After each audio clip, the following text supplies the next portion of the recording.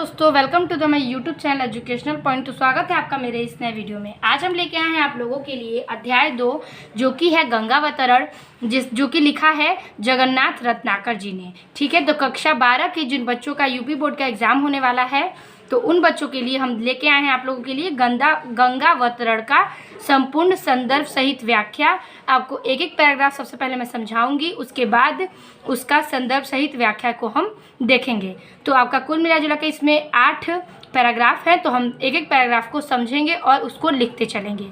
तो मैंने इसमें नोट्स बनाए हैं, तो आप इस नोट्स को देख लेंगे तो आपको सब क्लियर हो जाएगा संदर्भ सहित व्याख्या के साथ। तो सबसे पहले हम पैराग्राफ को देख लेते हैं। तो हमारा पहला पैराग्राफ कह रहा है कि पहला पैराग्राफ कह रहा है हमारा गंगा अवतरण का कि निकसी कमंडल तय उमंडी नभमंडल खंडती धाई धार अपार वेग 100 वायु विहंडती भयो धोर अति शब्द धमक 100 त्रिभुवन तरजे महामेघ मिली तर मनहु एक संगहि सब गरजे। ठीक है, तो ये पैराग्राफ कह रहा है आपका। तो कह रहा है कि निकसी कमंडल यानी कि निकट में, यानी कि जो पास में कमंडल है, कमंडल में जो गंगा के जल हैं, ठीक है, उस कमंडल में जो गंगा का जल है, यानी कि गंगा जो है वो स्वर्ग में ब्रह्मा के इस कमंडल में जो है तय उमंडी, ठीक है, तय उमंडी, तो वह तीव्र वेग से क्या करती हैं, तीव्र वेग के साथ उमड़कर, यानी कि तय उमंडी यानी कि उमड़कर, तीव्र वेग के साथ उमड़कर जो गंगा है वो ब्रह्मा के कमंडल में तीव्र वेग से उमड़कर नभमंडल खंडती, तो वहाँ से उमड़कर निकलकर एवं आकाश मार्ग को चीरती हुई वायुमंडल को क्या करती हैं, खंडित करती हैं। नभ मीन्स आकाश और मंडल जो है वो आकाश मंडल को खंडित कर कर वहाँ से दौड़ पड़ती हैं, यानी कि तेज धारा में निकल पड़ती हैं। धाई धार यानी कि तेज धारा, अपार वेग यानी कि उस वेग को पार करके, ठीक है, तीव्र वेग को पार करके, यानी कि स्वर्ग लोक से पृथ्वी लोक पर तीव्र वेग को पार करके 100 वायु, कई वायु के जो तेज भयंकर वायु हैं वो विहंडती, यानी कि वहाँ से अति भयंकर चीज़ को वह लोक से क्या करी, वहाँ से निकल गई, क्या करी, धाई धार अपार वेग 100 वायु विहंडती, यानी कि वहाँ से वह स्वर्ग लोक से पृथ्वी लोक पर आने के क्रम में गंगा के तीव्र वेग से क्या करती हैं, वहाँ से निकल पड़ती हैं। भयो धोर अति शब्द धमक 100 त्रिभुवन तरजे, ठीक है, भयो धोर यानी कि जिनकी धमक से क्या करते हैं तीनों लोग, ठीक है, त्रिभुवन यानी कि तीनों लोग, जिनकी धमक से तीनों लोग जो हैं वो क्या करते हैं, कांप उठते हैं। धमक 100 उनकी शब्द के धमक से भयंकर धमक उत्पन्न होता है। भयो घोर यानी कि भयानक सी आवाज़ उस शब्द में उत्पन्न होती है। और धमक 100 त्रिभुवन तरजे यानी कि वहाँ के धमक के तीनों लोग क्या हो जाते हैं, कांप उठते हैं, क्या करते हैं, तीनों लोग कांप उठते हैं।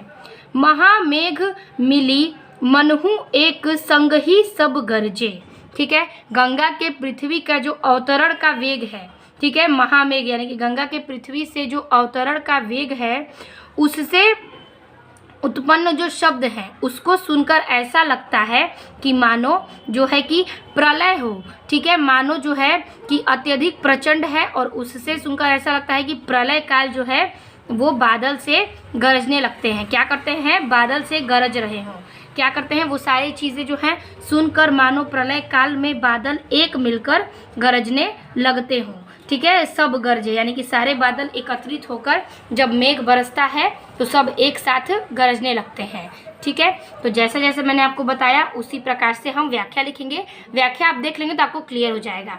तो जगन्नाथ जी का जो गंगावतरण है उसका हम संदर्भ लिखेंगे, हेडिंग कर लेंगे निकसी कमंडल और सब गरजे, ठीक है, तो हेडिंग कर लेंगे निकसी कमंडल, और यहाँ पे बोलती धावा मैंने गलती से लिख दिया, यहाँ पे आप लिखेंगे क्या, सब गरजे, सब गरजे, ओके, ठीक है। अब देखिए संदर्भ लिखेंगे क्या, प्रस्तुत पद्यांश हमारी पाठ्य पुस्तक हिंदी के काव्य खंड से संकलित और जगन्नाथ दास रत्नाकर। ठीक है, ये काव्य खंड से संकलित है और जगन्नाथ दास रत्नाकर यानी कि इनके कवि जो हैं उनके द्वारा रचित ये गंगावतरण जो है शीर्षक से अवतरित है। ठीक है, इस गंगावतरण शीर्षक से अवतरित है। तो ये हो जाएगा संदर्भ। व्याख्या को देख लीजिए तो आपको क्लियर हो जाएगा। लिखेंगे व्याख्या में कि कवि गंगा के पृथ्वी पर अवतरण को चित्रित करते हुए कहते हैं कि गंगा स्वर्ग में ब्रह्मा को कमंडल से तीव्र वेग के साथ उमड़कर निकली एवं आकाश मार्ग को चीरती हुई कमंडल को खंडित करती हुई धरती की ओर तेज धारा में दौड़ पड़ी। क्या करी? तेज धारा में दौड़ पड़ी। तेज धारा में दौड़ पड़ी। स्वर्ग लोक से पृथ्वी लोक तक आने के क्रम में गंगा के तीव्र वेग से अति भयंकर शब्द उत्पन्न हुआ, जिसकी धमक से तीनों लोक कांप गए। गंगा के पृथ्वी पर अवतरण का वेग अत्यधिक प्रचंड था। उससे उत्पन्न शब्द को सुनकर ऐसा लग रहा था मानो प्रलय काल के बादल एक साथ मिलकर गरज रहे हों। तो ये हो गया आपका व्याख्या इस प्रकार से पहले पैराग्राफ का। अब चलेंगे हम दूसरे पैराग्राफ में। तो ये रहा हमारा दूसरा पैराग्राफ। कह रहा है कि निज दरेर 100 पौन पटल फारती फहरावती, सूरपुर के अति सघन घोर घन धसी धरावती, चली धार धुधकारी धरा दिसी काटती कावा, शगर सुतनी के ताप पाप ताप पर बोलती धावा। ठीक है, तो ये पैराग्राफ जो है आपका दूसरा पैराग्राफ है। तो हम एक एक लाइन को समझते हैं। पहले कह रहा है कि निज दरेर 100 पौन पटल फारती फहरावती, यानी कि यहाँ पर गंगा का जो तीव्र वेग है वो स्वर्ग से निकलकर क्या करता है? स्वर्ग से निकलकर ऐसा प्रतीत हो रहा है कि मानो उसकी जो धारा है वो क्या कर रही है? धक्के से पवन रूपी, ठीक है, धक्के से पवन रूपी कर वो क्या करती है? फाड़ती हुई, यानी कि फाड़ती यानी कि फाड़ती हुई उस घनघोर शब्द को करती हुई स्वर्ग लोक में क्या करती है? घने बादल की ओर जाती है। करती है कि वहाँ पर जो फाड़ती हुई उस बादल को, ठीक है, मानो उस धारा को धक्के से पवन रूपी फाड़ती हुई सूरपुर के अति सघन घोर घन धसी धरावती, यानी कि जो है कि घनघोर शब्द को करती हुई वो क्या करती है? घनघोर शब्द को उस सघन से उस शब्द को पार करती है उस स्वर्ग के सघन से और अपने संपर्क में घिसती हुई पृथ्वी की ओर क्या करती है? चक्कर काटने लगती है, पृथ्वी की ओर चलने लगती है। और चली धार यानी कि पृथ्वी की ओर चलती है धुधकारी, यानी कि वहाँ से घिसती हुई, ठीक है, पृथ्वी की ओर घिसती हुई धराधीसी कि वहाँ से संपर्क में आने पर घिसती हुई काटती कावा, यानी कि घिसती हुई उस चक्कर को काटते हुए आगे बढ़ती है। क्या करती है? घनघोर बादल को वो उस शब्द से बाहर निकलती है और चलते हुए संपर्क में घिसती हुई आती है और उसके चक्कर को काटते हुए आगे बढ़ती है। ठीक है, काटती कावा यानी कि काटती हुई आगे बढ़ती है। शगर सुनती के पाप ताप पर बोलती धावा। ठीक है, कवि कह रहे हैं कि तीव्र वेग की धारा से, ठीक है, तीव्र वेग की धारा से जो गंगा के राजा सागर है, जो पुत्र ने पाप किया है, उनके दुख पर चढ़ाई करती हैं और पृथ्वी क्या करती है? अवतरित होती है। पृथ्वी बोलने लगती है और कहती है कि इस पाप को जो है, इस दुख भरे पुत्र के पाप को दुख पर चढ़ाया करती है। ठीक है, इस पुत्र के सगर सुनती यानी कि उस राजा सगर के पुत्र का जो पाप है वो दुख से चढ़ाई हुई करती है और पृथ्वी से अवतरित होती है। ठीक, तो ये पैराग्राफ का इसी प्रकार से इसका अर्थ था। चलिए इसका संदर्भ और व्याख्या देखते हैं। तो हेडिंग कर लेंगे निज दरेर 100 ... बोलती धावा। संदर्भ पूरे रत रहेगा जो कि पहले मैंने आपको बताया। व्याख्या लिखेंगे कि गंगा के तीव्र वेग से स्वर्ग से निकलने पर ऐसा प्रतीत हो रहा था मानो उसकी धारा उसके धक्के से पवन रूपी पर्दे को फाड़ती हुई, घनघोर शब्द करती हुई एवं स्वर्गलोक के घने बादल को क्या करती है? घने बादल को घने बादल को अपने संपर्क में घिसती हुई पृथ्वी की ओर चक्कर काटते हुए आगे बढ़ी।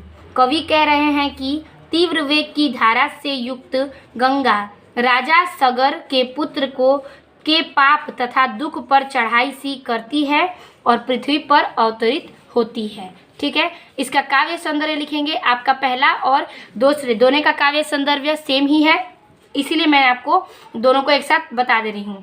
भाषा इसकी ब्रज है, शैली मुक्तक की होगी, छंद है रोला, अलंकार है उत्प्रेक्षा, रूपक और अनुप्रास, इन दोनों पैराग्राफ में मिलेंगे आपको, और गुण है प्रसाद का। अब चलेंगे हम तीसरे पैराग्राफ में। तो तीसरा पैराग्राफ कह रहा है कि स्वाति घटा धहराती मुक्ति पानित सौ पूरी, कैधो आवती झुकती शुभ्र आभा रुचि रूरी, मीन मकर जल वैलानी की चल चिलक सुहाई, सो जनु चपला चमचमाती चंचल छवि छाई। ठीक है, जो कह रहा है कि स्वाति घटा धहराती मुक्ति पानित सौ पूरी, यानी कि स्वाति घटा, इसका मतलब होता है कि जो श्वेत धारा है आकाश की, ठीक है, आकाश की जो श्वेत धारा है, ठीक है, धहराती यानी कि धारा से उतरती, मुक्ति पानीप, ठीक है, मानो मोतियों की जो क्रांति है, ठीक है, मुक्ति जो पानित है यानी कि मोतियों की क्रांति है, वो 100 पूरी यानी कि 100 तरह से पूरी होती है। तो कह रहा है कि स्वाति घटा धहराती मुक्ति पानित 100 पूरी, जो आकाश में धरती पर उतरती हुई गंगा की श्वेत धारा है। ठीक है, आकाश में धरती पर उतरती हुई गंगा की जो श्वेत धारा है, जो मुक्ति देने की क्षमता से क्या करती है, युक्त होती है, उसको देखकर ऐसा लग रहा है, ठीक है, उसको देखकर ऐसा लग रहा है, कैधो अवती झुकती शुभ्र आभा रुचि रूरी, ठीक है, कि मानो जो कि है मोतियों का जो क्रांति है वो परिपूर्ण है। ठीक है, जो स्वाति नक्षत्र में मोतियों का क्रांति है वो परिपूर्ण है। और यहाँ पर कह रहा है कि मेघों का जो समूह है, ठीक है, मेघों का जो समूह है वो आकाश में उमड़ रहा हो, क्या करता हो, आकाश में उमड़ रहा हो, और सुंदर श्वेत प्रकाशमान क्या करता है, सुंदर जो है रुचि में उसका प्रकाशमान जो है वो झुकी हुई चली आती है। ठीक है, प्रकाशमान जो है ज्योति जो है पृथ्वी की ओर झुकी चली आती हो। ठीक है, झुकती शुभ्र यानी कि पृथ्वी की ओर झुकी चली आती हो। मीन मकर जल व्यालिनी की चल चिलक सुहाई। ठीक है, यहाँ पर कह रहा है कि झुकती हुई आ रही हो, जो गंगा के पवित्र धारा में, ठीक है, गंगा के पवित्र धारा में मीर मकर जल वलानी यानी कि मछलियाँ और मगरमच्छ जो जल के सर्पों में चमक रही हैं, मछलियाँ और मीन यानी कि मछलियाँ, मकर मीन्स मगरमच्छ, और जल यानी कि जल में जो चमक रही हो वो क्या करता है, शोभा पाता है, शोभा पाने की तरह रहता है। सो जनु चपला चमचमाती चंचल छवि छाई, तो मानो वह बिजली की तरह चमचमाती है और चंचल यानी कि चंचल की तरह बिजली उसकी चमक रही हो, यानी कि वो जो है इसको सुनते हुए चपला जो है वो चमचमाती है, यानी कि बिजली जो है वो चमकने लगती है और वो चंचल बिजली की तरह चमक रही होती है और छा जाती है। ठीक, तो चलिए इसका संदर्भ व्याख्या देख लेते हैं कैसे लिखना है। तो हेडिंग कर लेंगे स्वाति घटा और डॉट डॉट डॉट छवि छाई।